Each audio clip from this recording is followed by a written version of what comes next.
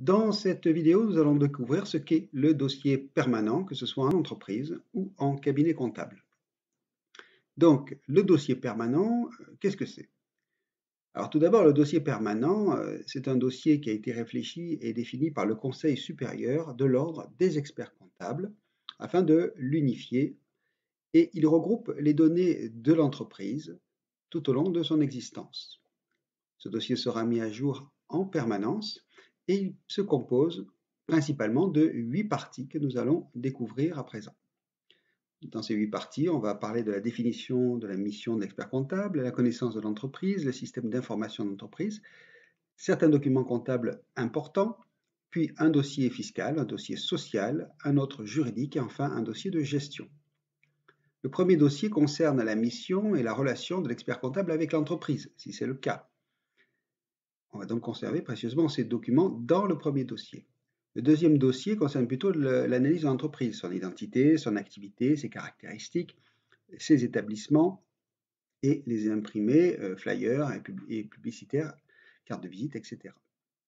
Le troisième dossier concerne le système d'information, la sécurité informatique, l'équipement, les méthodes comptables d'évaluation, de dépréciation et la liste des livres comptables et du plan comptable.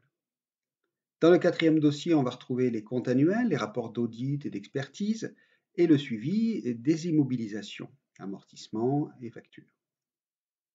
Le cinquième dossier concerne la fiscalité.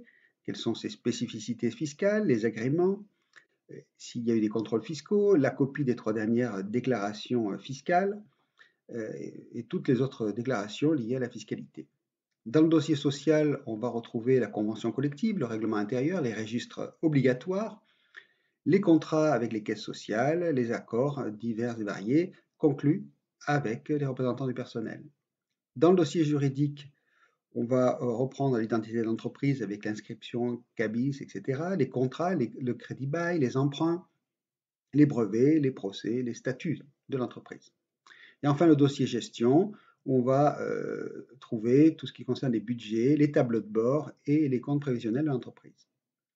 Ce dossier est indispensable, il est présent dans l'entreprise et ou dans le cabinet comptable et il doit être, bien entendu, toujours maintenu à jour. Voilà, cette vidéo est à présent terminée. Je vous remercie de l'avoir regardée.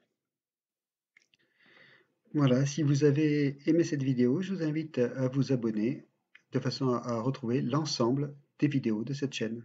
Merci.